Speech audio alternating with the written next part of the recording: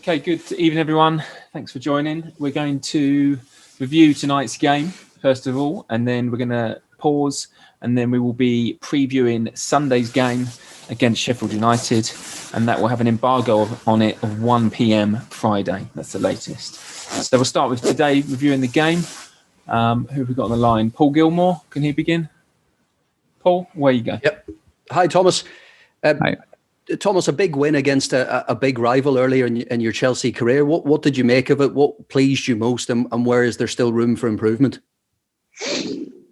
Well, in general, I'm very pleased, of course, with the result, and it's a deserved win. And we were very, very good in the first half, very dominant, very, very strong with the ball, very, very good in counter pressing, and did not allow counter attacks against one of the most dangerous teams maybe in Europe for counter-attacks. So that was very, very strong. We lacked a little bit of precision in the box of composure to make it even 2-0, to score more goals and to decide the match. So second half was a bit harder because we had some easy ball losses, but not and lost a little bit of ball possession and of confidence, but we never lost intensity, and we never lost the structure to defend, and we never lost the intensity to push up high and the courage to defend up high and up front. With that, I'm very, very pleased, because it's normal if you play a dominant game like this, you don't score the second one. It can happen that there are some minutes arrive where you have to suffer, and we were absolutely ready for that mentally and physically. I'm super happy with the effort. We defended excellent. We had again half chances, big chances, and counterattacks, but okay, we couldn't finish them, and so we conceded only one chance, and that was when Tottenham risked a lot, and that's why I'm happy. Matt Law. Hiya, Thomas. You obviously dominated most of that game, but as you say, there was a chance for Tottenham at the end. It's been a bit of a feature of Chelsea's season about not killing games and taking the chances. From what you've seen so far, is that a slight concern amid all the good results and the good things that you've seen? So we need to create more clear chances. This is the objective, and this is the job for me. I blame nobody, because I never scored in my career in second and third league. It's the hardest thing to one of the hardest thing in football is to score, to keep calm, and but we have trust in our players, and so we will work on to even create more chances, to maybe create more clear chances, and to be more effective, but it's hard to talk the guys into it or whatever. No. But in general, of course, everybody wants to score with every half chance and every chance that you have. But it's not like this, and it's not like this in Premier League. So no worries so far. Jerry Cox. Hi, Thomas. Congratulations on the win. What was the injury for Thiago Silva, and do you think he'll be back soon? Will be very tight for Sunday. It's only 2 days recovery, but it's too early to give a diagnosis, because I just saw him very, very quickly in the dressing room with a big strap around his muscle. So we have to wait until tomorrow so we can confirm. But I think for Sunday it's a big doubt. I don't think he can play. Jacob Steinberg.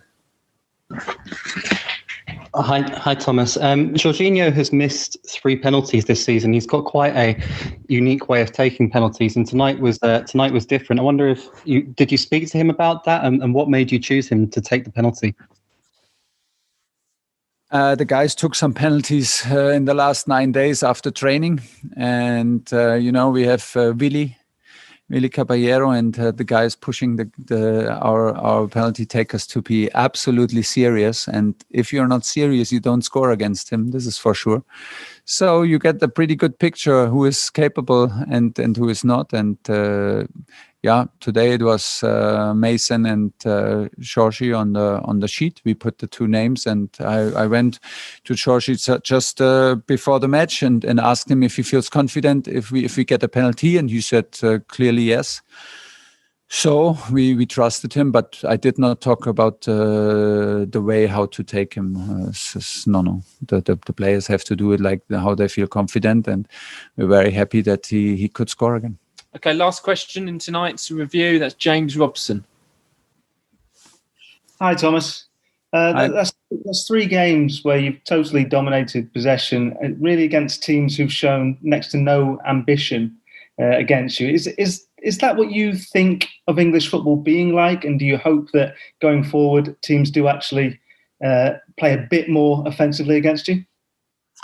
Well, it's also our quality. If we played now very, very strong in the build-up with the back 3, played with a lot of confidence. Don't forget today Edu, who was amazing with the ball on the foot, who opened some situations for us where we were under pressure.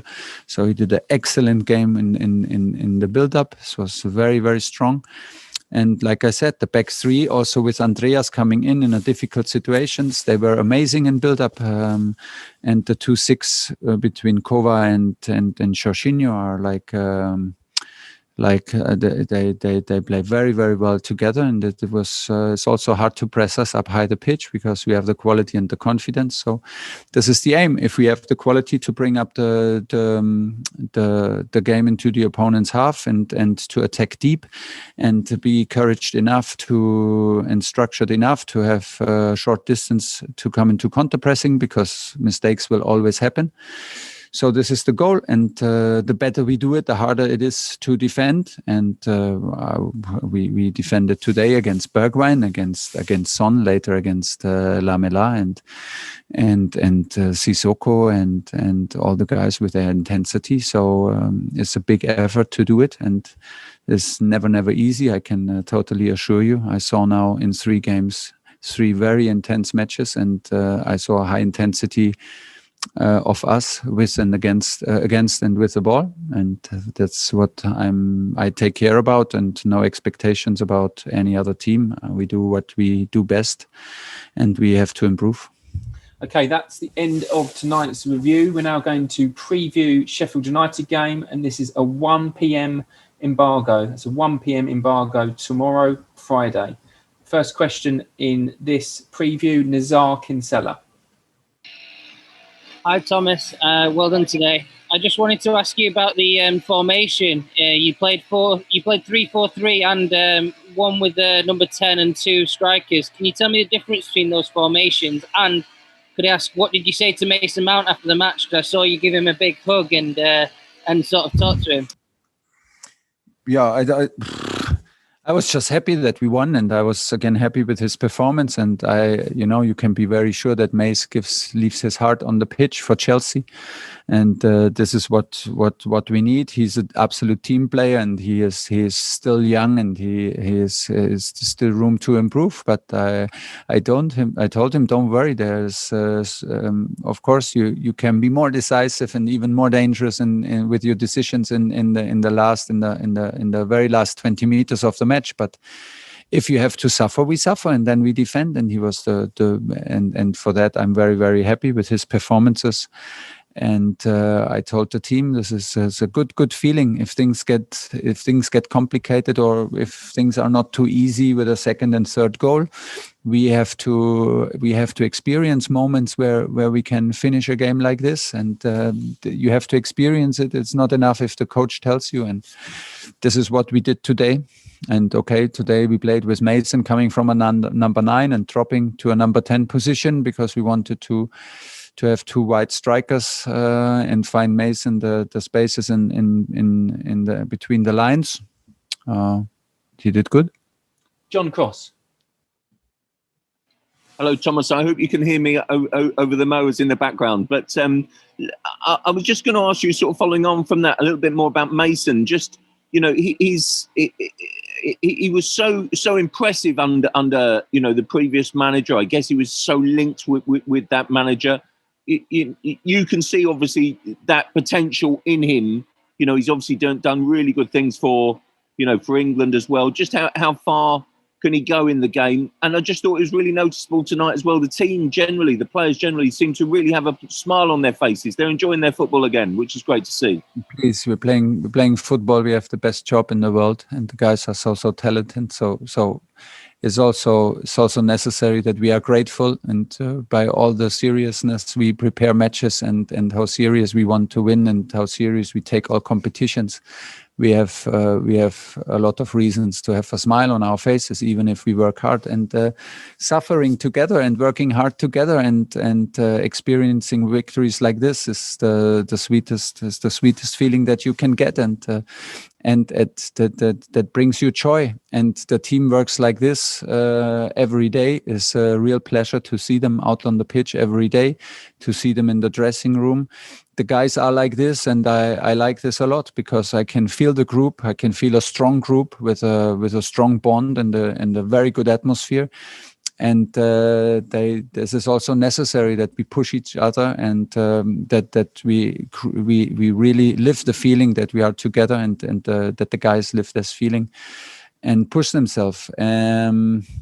To Mason, I cannot tell you where his limit is, and I want to put a limit to his development. He is obvious that he has a lot of potential. He's besides that, he's a great footballer. He's a super nice guy. He is eager to learn. He is hungry to win. He is hungry to learn. He's open-minded, and for that, I think it's for him he can perform on any manager, and this is the best thing, because that he really means it, and he has this internal motivation, and he's a very, very nice guy with a big personality, and a nice guy. And what can you wish for? Is top. Paul Gilmore.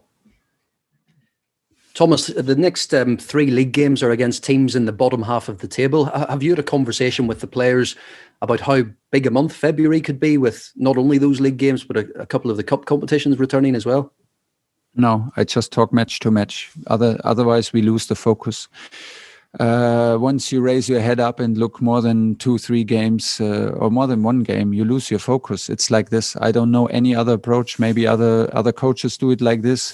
For me, it's not possible, and of course not possible if we step up in the middle of the season. So we take this step by step. Tomorrow is the most important day to analyze the match, to have the group together, to take care about our atmosphere and our spirit, and to do a good training with the guys who did not get so much attention today, and to take care about them. And then we will prepare the next day and fly to Sheffield. And we wait for the next big match to arrive, because it starts with 0-0, and we have to earn our points. If we want to get points, we have to earn them. And this is the only way I know how to do it. And everybody is happy about that. And the results and the points take care about themselves. And we have to be focused and to improve, and to take care about the things that are good. Last 2, Matt Law and then Matt Dunn to finish. Hi again, Thomas. You're up to 6 now going into your next match. 4 points off 4th, but also only 5 points ahead of 10th. I just wondered how tough you see this top 4 race becoming, and how many teams you think could be involved in it. I cannot care less, because I cannot influence other results, and I cannot influence what the other teams do. I know that there are too many teams between us and the Champions League places. And like I said in the question, it is maybe boring for you guys, and I can understand, but I know. I simply know no other approach than to take it step by step. And the most important is now that we don't lose the focus tomorrow, and to take care about the guys who were not on the pitch today and get a lot of attention. So we have to take care about them tomorrow, and to take care about our quality and our atmosphere in the dressing room, that we are able to compete again on Sunday. We have only 2 games. Maybe we need some changes to be sharp again, and to be physical again, and that we are able to compete on the highest level in the next away game against a strong Sheffield and a very physical Sheffield side that which won the last games, and this is all we focus on, and the rest we have no influence on the rest, and we have enough to do to take care about ourselves. Last question, Matt Dunn. Hi, Thomas. Just back briefly on Mason Mount again. England fans joke about how much Gareth Southgate says he's a great player all the time, and Frank Lampard always used to pick him. When you arrived, you dropped him out of your first team when you didn't really know anybody, and yet now he's your substitute penalty taker and seems a key figure. Is he someone that you have to manage to really appreciate his strengths? And is he someone that when you work closely with him, you realise how good a player he is? No, that was very clear before because we watched the team, and Frank was a regular starter, and Frank there was no doubt that he's the team player and he has the potential that he has. We didn't choose him for the first game because we opted for a slightly different profile on the 2 number 10 positions for the first game. When he came in, he showed what a big influence he can have also from the bench, and from here there are no guarantees for nobody, also not for Mason right now, but it's easy with him. He leaves his heart out there on the pitch, but everybody else does the same thing. And it's a team effort, and Mason is the first to agree on that and to behave like that. And this is what we need. Is there room to improve? Yes. Is there a lot of room to? Yeah, there's a lot of room to improve also for him. And there are no gifts, so he has to earn for his place in every training and in every match. And the boy is a super nice guy, totally clear, and he knows about it, and he is a competitor, and that's why we will keep on pushing him like all the others. Thank you very much. Reminder, 1 p.m. embargo tomorrow. Thank you.